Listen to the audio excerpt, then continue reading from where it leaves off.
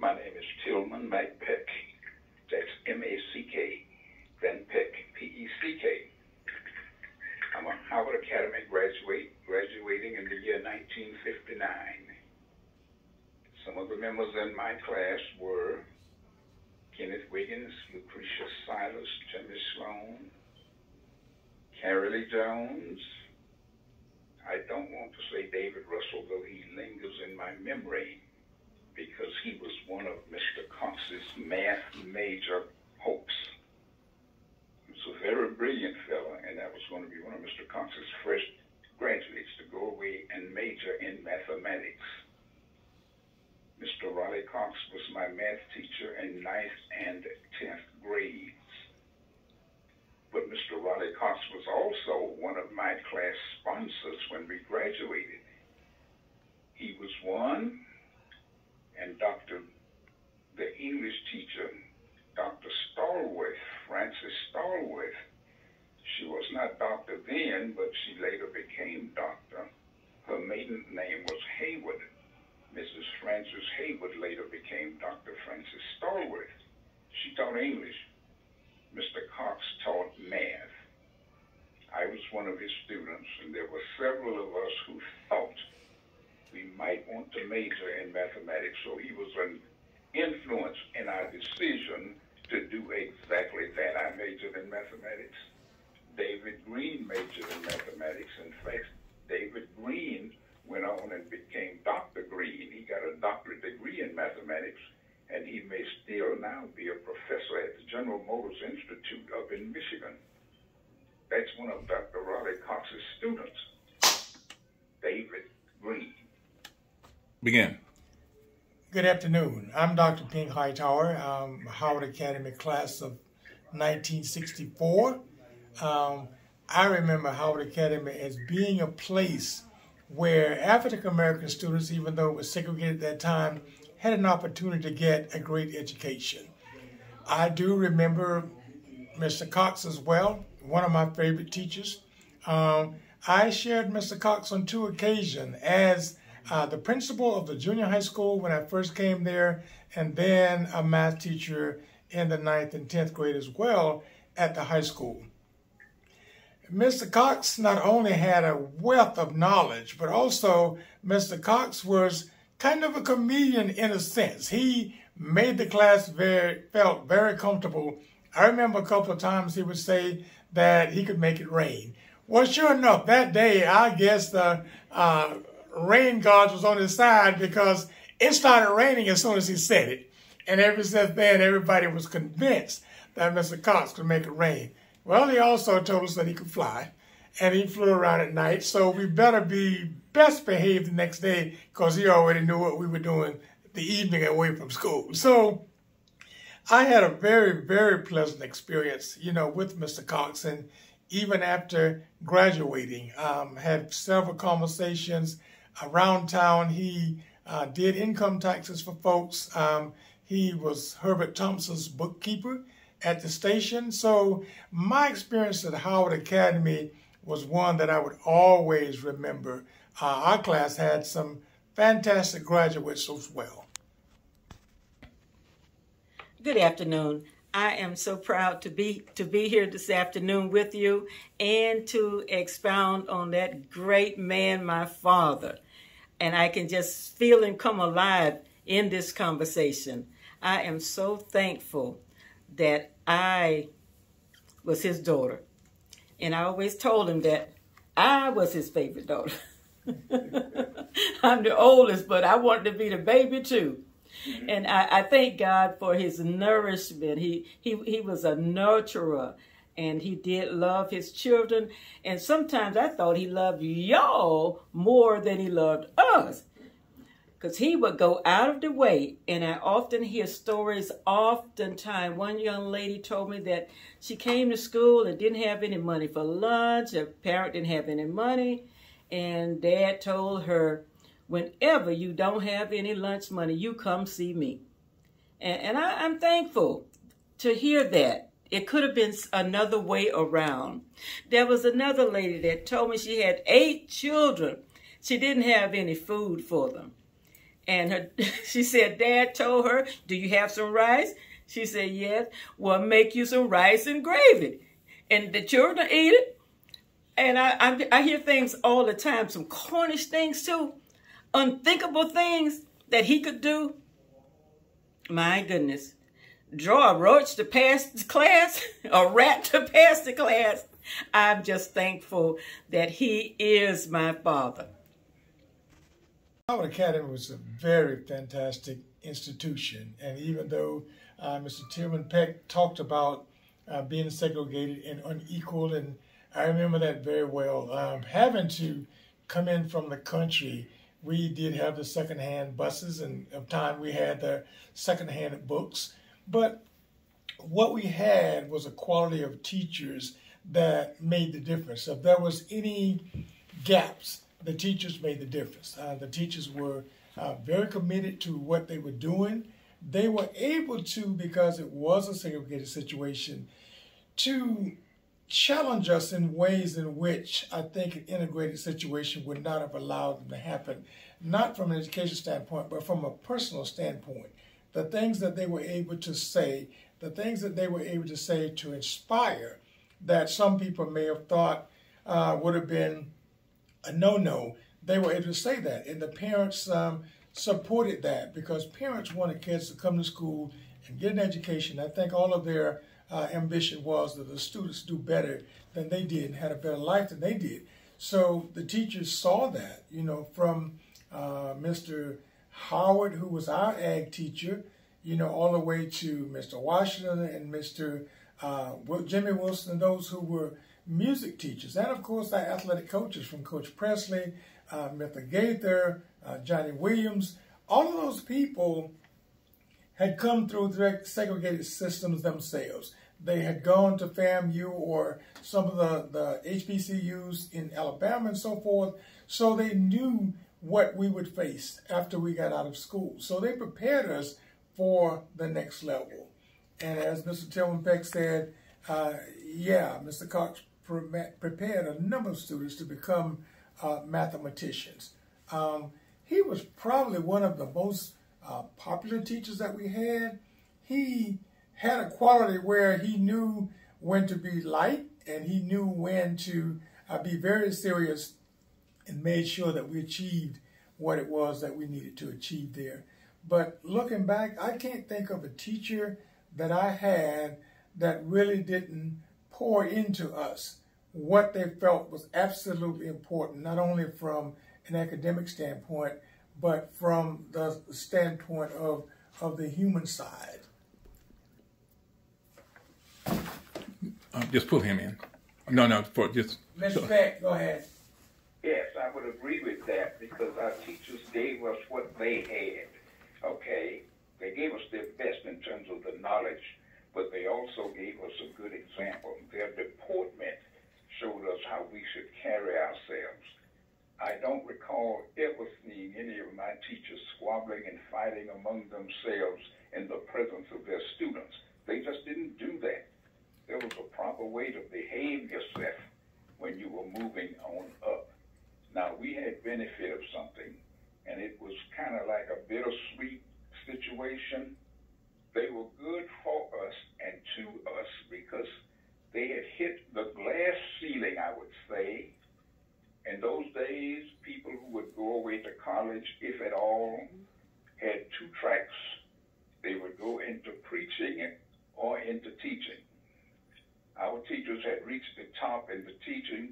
They had nowhere else to go, nothing else to do but teach. And they taught. And if you do anything long enough, you become good at it. So their misfortune, meaning nowhere to go, was our blessing in that they poured their good that they had into us. I appreciate that from those teachers. Conduct and deportment were important, and they showed us that in a good way. We were the class, my graduating class was the last class out of the old school, the old wooden school, before they shifted everything back to the other side of town with the new stone building. So we were a little bit sad that we would not get to see the new school, memories of that old school still linger. Even now when we go back and look at it, I hope we can save it, both buildings. Because that was something worth remembering, just the location. And I remember... What made it possible for us to get there, by the way, as I say often, was the school bus. My parents' generations didn't have a school bus, so when they finished their little education or whatever it was, out at the church or the school, 6th grade, 8th grade, 9th, that was it for them. But we, my generation, had school bus. I remember I ran across some papers just recently. There was an envelope full of Dad's college grades. Now, he didn't start out to major in math. Math was not his intention, but when it came time to graduate, he had more than enough credits to graduate in math. So that's where we landed. He graduated in May of '51. He applied for a job in Stark, Florida. They turned him down. He applied to Monticello. They hired him. He came here. As soon as he gets here, Stark calls, "We want you." He would not go. Now, one thing you got to realize about him, he's a very proud man. He's humble, but proud. So he really holds his integrity. So you're not going to switch him around any kind of way. And though he's mighty quiet, he's a quiet, mild-mannered man, but there's some things you just don't do to Raleigh Cox. It's a reason they call him rock and roll on Cox. That's interesting because, he would always put the initials on the board, R.R. Cox. So, we never really knew. We knew his first name was Raleigh. We didn't know what the middle name was, but since he had R and R, the kids would say, "What does R and R mean?" He said, "Rock and roll Cox." Now, his middle name, he was Raleigh Rose, R-O-S-E. Okay. His dad's name was Raleigh Rose. Everybody called it my granddaddy, Mr. Rose Cox. So he got smart and didn't want the Rose, so he changed it to Roosevelt. So you have Raleigh Roosevelt Cox Jr. Okay. So he was just a giant, just a humble giant. And I will always remember the time he took to go to the students' homes. He met the parent. And they would tell him, "If you have any problem out of her, you ain't got to call me. You just let me know, get hold of him, and let me know." I have yet to see one student that he had to paddle. He had a way with his words. Those words would chastise you. I had enough credits when I reached my senior year. I had the credits, and there were 2 electives. So I'm like, why should I spend a whole nother year in school because of 2 electives? So I said, "Dad, I'm ready to go." He would not participate in that. He told me to go and talk to the superintendent myself. And I did. He looked at the records. That was Mr. Bishop. And said, "Well, you go out to the school and you participate in whatever they're having there." And during the summer, there was the sports going on. Just show up. But that was a place we had to go. So I did that and got a scholarship down at Cookman. So I wanted to go in math, but I didn't want to teach. I wanted to go in business or some big industry.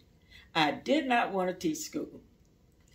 So that's the way I went and went from Cookman, and oh my goodness. I left Cookman, came home, went to New York. I had they'll give you summer jobs. So instead of coming home, I took a summer job. Boy, Mom was furious. How do they let you have a job way in New York and they don't even ask your parent?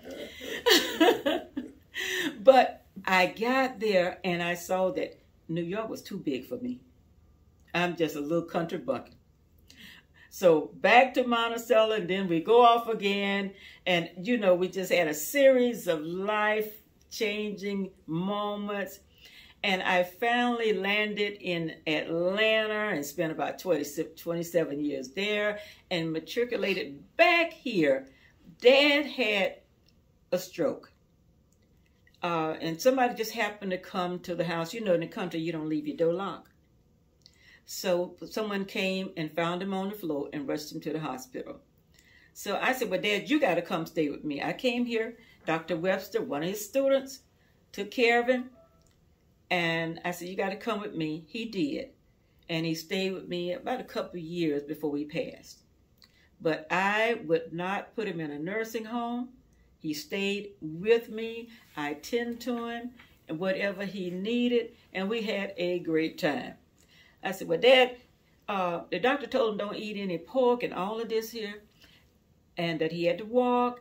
So I fixed some chillings one day. I said, well, Dad, let me fix you something else. He said, well, the doctor told me not to eat that and not to eat that, and then I still get a stroke. Give me some of the chillings. So he was always the jovial type.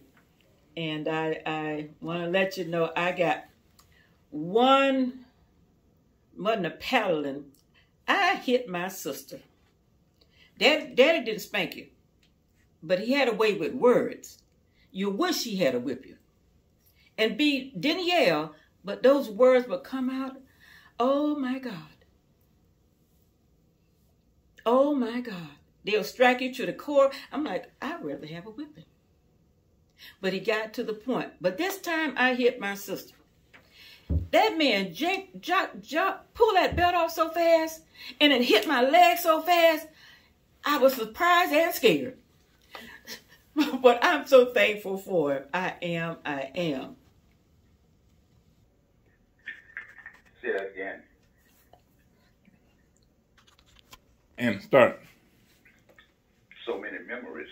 I also remember that when we were graduating, we had our ceremonies like baccalaureate and commencement at one of the nearby churches, right next to the school.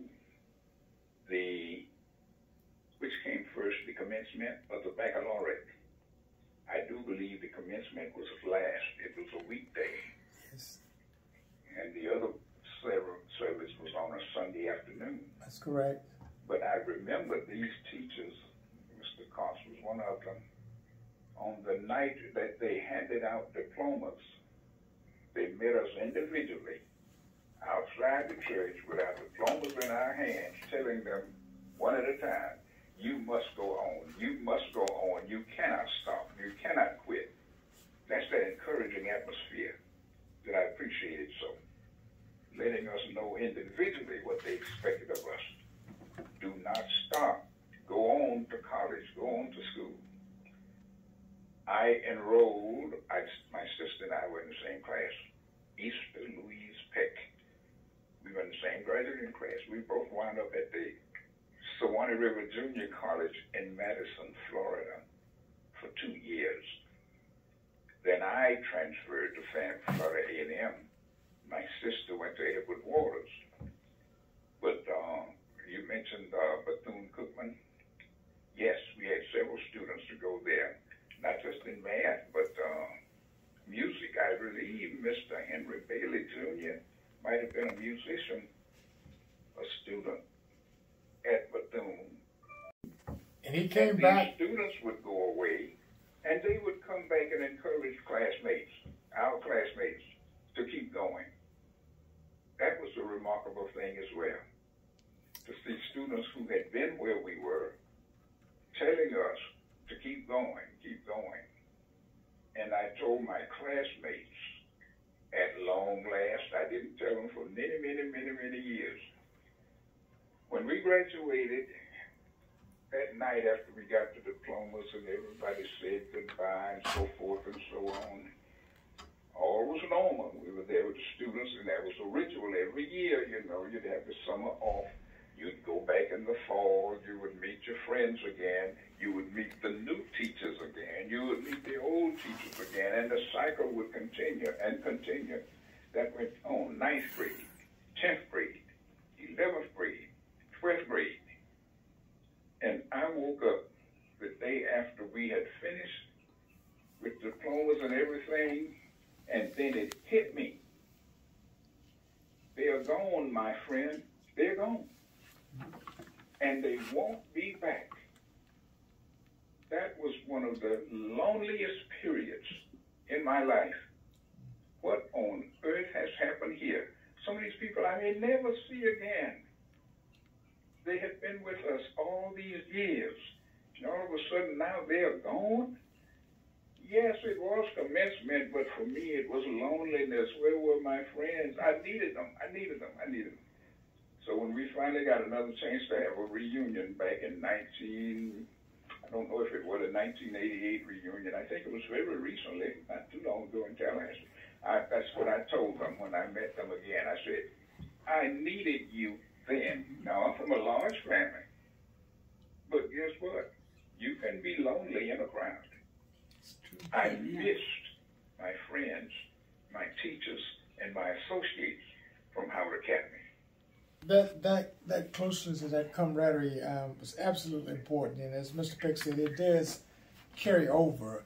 As a matter of fact, we were doing individual class reunions. And I don't quite remember what year it was, but it may have been what he was referring to.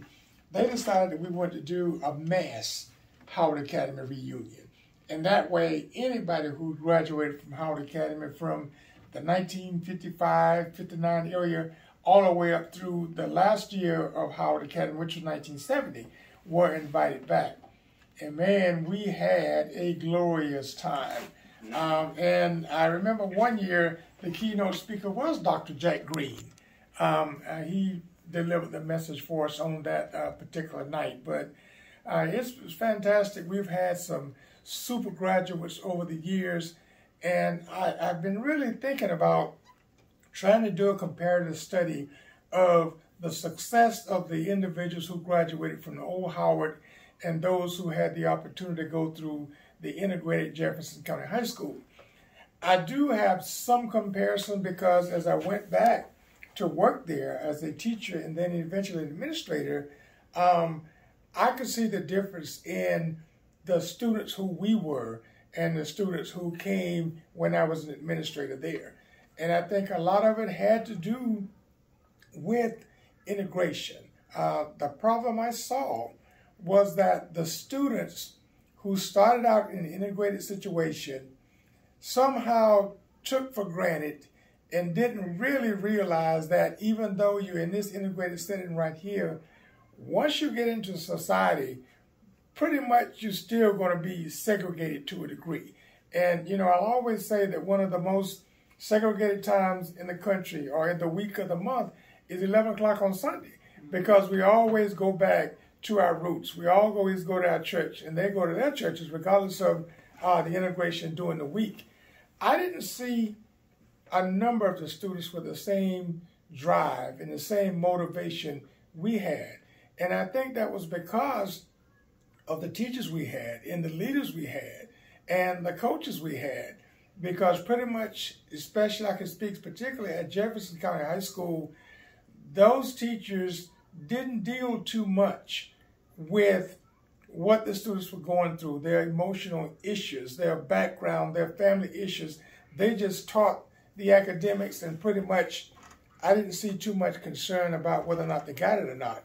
But there were a few carryovers from the old school. Mr. Cox came, Mr. Stokes came, Mr. Gamble came. So those were some of the ones who we had been familiar with, you know, over the years. And I'll always remember Mr. Cox, it wasn't going to be no foolishness when it was time to work. Gertrude Canny, you were going to stay on the right-hand side of the hallway, and you were going to do what you're supposed to do in those social studies classes. And even Emma Stokes, I don't know how she was there before you left, Mr. Peck, but she was a staunch one, too. She was a phys ed teacher at the time, but she went on and eventually became a guidance counselor. And she went over to Jefferson in the integrated situation as well.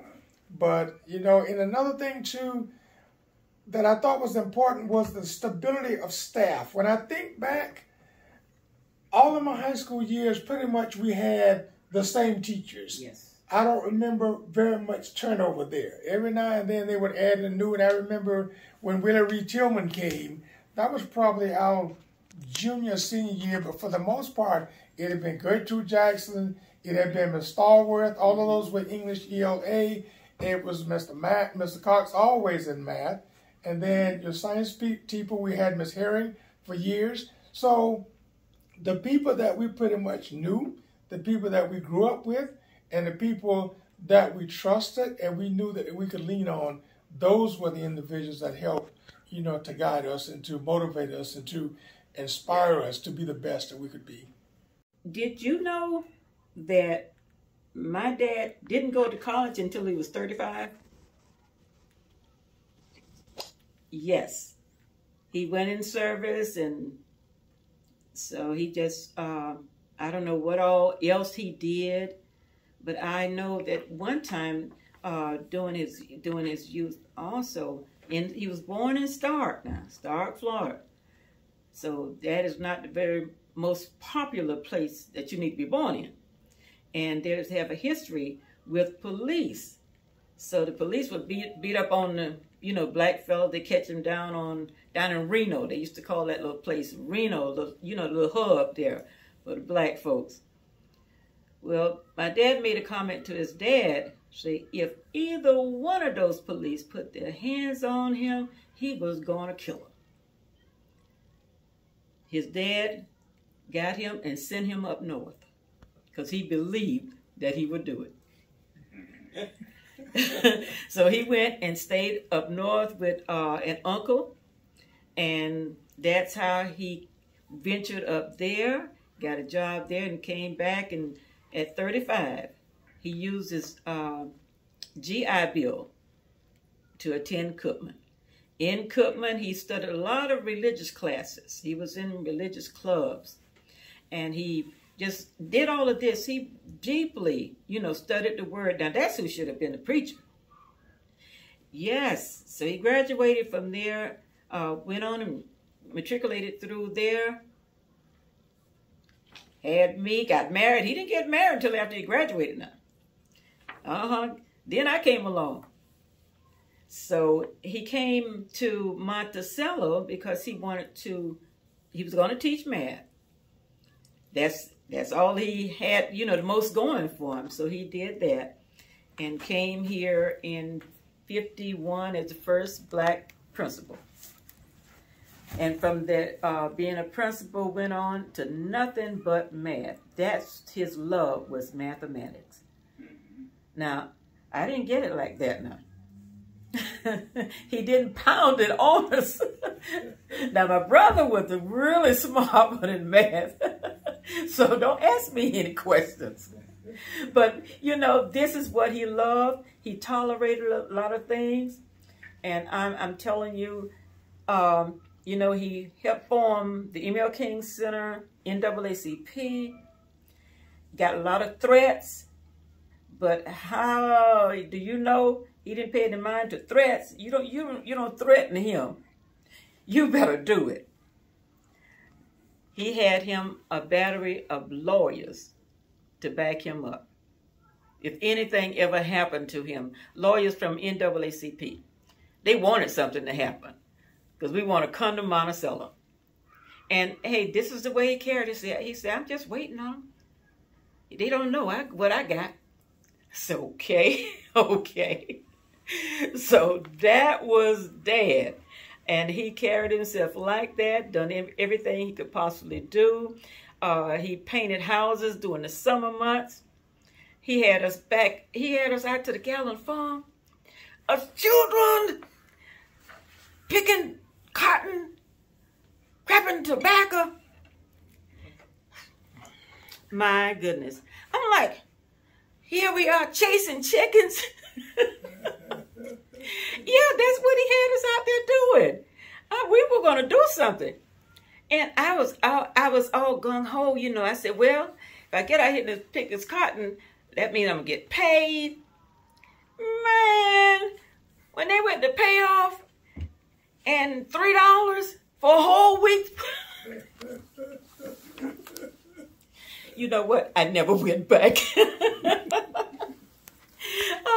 And let me just commend Dr. Green. He retired from Kissinger, and he was dean of the math department, but he had Daddy to come up and spend a week with him. And that, I'm telling you, that meant so much to my dad, that somebody thought enough of him to give him that week's vacation with them. And not only them, he went out to California. The Websters and the Bird brothers sponsored him out there. Now, see, I didn't know, I was away, but I didn't know these things till after the fact. How I missed that trip? But he was going, he loved to go. Every summer, he was doing something. He started out, painting houses during his summer months. But then he started going to school during the summer to further his education.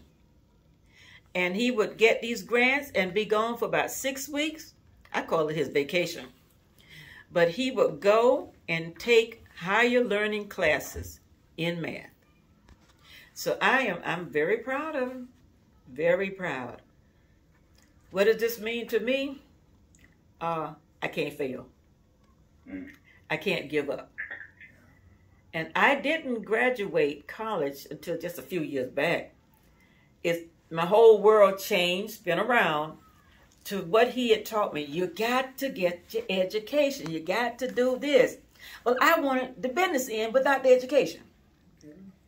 I did, and I did all of that. All those years I was away, different businesses, oh yeah, I would go after it. But I came home after he passed. Well, my children, my sons, grown and married. Both of them are pastors now. One's a bishop. I said, if Dad could see this now. And I brought with me some notes, Sunday school notes of his. He loved teaching his Sunday school. He would miss his church for nothing. If I came home, he was still going to church. So he was very committed at whatever he did. And I tell you, all he knew was his students. Everywhere he would go, he would look around to see if he knew somebody there. And usually he would find it would be somebody that knew him. He probably was the most revered teacher that we had there. Probably if you would ask all the students over the decades who was their favorite teacher at Howard Academy, and he would always, I'm sure, would be in the top 1 or 2, because he just carried himself that way, and he gave so much, to the school and to the students. And he was, as you said, he was a very proud man, but he wasn't too proud not to lower himself to the level that he could relate to any of his students. And beyond that, his community service. As I said before, I remember a lot of the kids who had gone to the war in Vietnam and came back injured. Mr. Cox was very instrumental in helping them to get with the VA and to get their disability. So he was a force. There's no question about it. Proud to have known him, proud to have been one of his students. He too was injured in. He too was injured in service. So he was drawing disability all those years. He was here also. Yes, he was mentioning how he got around and he went to church and all of that good stuff. Mm-hmm. I was present that day at New Bethel AME Church. Now that's 7 or 8 miles out of town, east on the Asheville Highway. Mr. Cox came out there and had Sunday school with us. I was present. It was interesting how he could answer the questions that we were supposed to be answering. He answered them intelligently. I thought that was impressive. He went out of his way to come that far out from town to go to Sunday school with us. The dialogue, the teachers we had, there were times when they would just sit the students down and just talk to them about who you are, what you are up against, what you must face in life. In other words, they were not teaching the book that day. They were teaching us life. Mr. Cox would do it. Coach Gaither would do it. Mrs. Gaither, his wife, who taught history, would do it. Mr. Daniel Madison, who taught agriculture when I was there, would do it. They would just talk to their students about life in general. I think that was a golden blessing added in. Just giving pointers. In honor of Mr. Raleigh R. Cox Jr. Dad, I finally did what you said do, get the education. In the past 5 years, I've received my bachelor's. I have a bachelor's in business administration, marketing, and I have a master's degree, theology, and give me, about the end of the year, I have the doctorate. Fantastic. Thank you for your encouragement. Thank you for being my dad.